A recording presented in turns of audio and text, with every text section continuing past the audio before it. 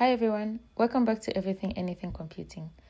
I'm Miss Monthe and you're watching our third lesson on Android development with Kotlin.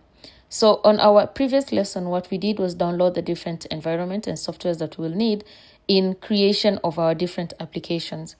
Today, what we're going to do is actually install them. So we downloaded them onto our machines, but we didn't install them so that we can actually start using them. So today I want to take you through that process of installing the different softwares. But what I will focus on this lesson is just basically IntelliJ IDEA. As I mentioned, this is the initial software we're going to use when we are just trying to learn the basics of Kotlin. So it's a lighter version of Android Studio. It doesn't have so many other things like the build and many other tools that we don't need right now.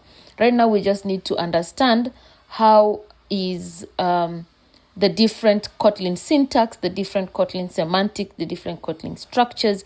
And one thing I'd like to emphasize that I haven't emphasized enough. Kotlin is a language. And basically what a language does is a language helps us communicate.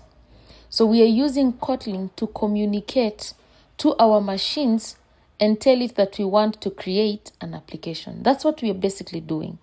We are trying to learn a language that is going to help us communicate to our machines and tell it to create an application for us.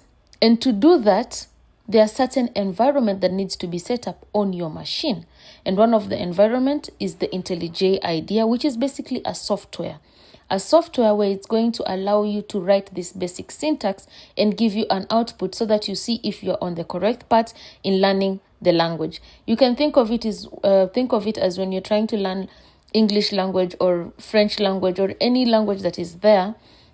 The first things that you need to do before actually communicating and being able to clearly state and propagate your information, you need to know things like verbs, you need to know things like vowels, you need to know things like numbers. And then once you know all those basic things, you can combine them to form a sentence. So that's what we're trying to do. We're trying to learn the syntax of the language. And then finally, we can combine these different small things to actually form a sentence. You can think of it in that way. Form a Kotlin sentence in our application. So first things first, let us install IntelliJ IDEA.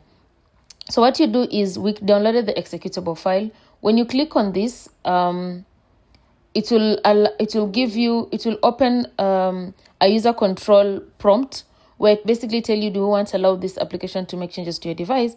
And what you'll do is you say yes. And then it will open this wizard type of pop-up. And basically what is happening here is it is telling you what do you want to install this software with, or how do you want to install this software, or how do you want it to look like in your machine.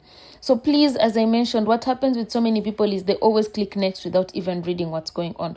So what we're going to do in this lesson, we're going to read all the prompts and understand what exactly they're trying to achieve.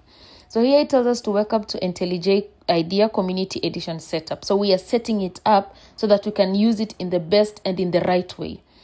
Setup will guide you through the installation of IntelliJ IDEA Community Edition. It is recommended that you close all other applications before starting setup. This will make it possible to update relevant system files without having to reboot your computer. Click next to continue. So we follow it. We'll click next.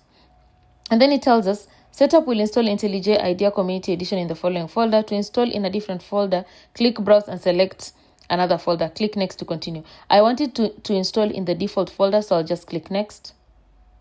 And then here it tells you the installation options. So configure your IntelliJ Community Edition installation. So what are these options that we have? It tells you create a desktop shortcut.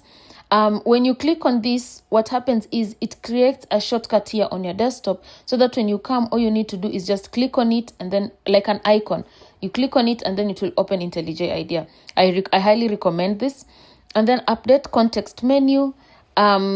That is open. So here what happens is you're allowing now when you open a folder, like right now when I open one of these folder like new Unity project and I click on it, it has an option. So here when you say open, it will be able to open with IntelliJ. You can open it as a project. So it will give you that option of open folder as a project.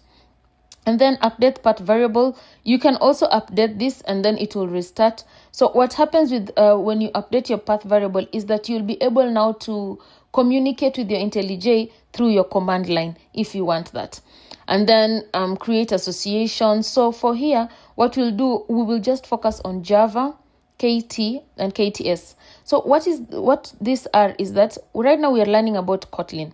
And when you're creating a Kotlin file, the extension of a Kotlin file is .kt or .kts, yeah? So this will help you create the Kotlin file. And then the Java, it will help you to interact with the different tools that are needed when, as you remember, we said that Kotlin and Java are quite interoperable. So sometimes there are some Java files and some Java tools that are within the IntelliJ that you want to use. So it will allow you to create that association with that.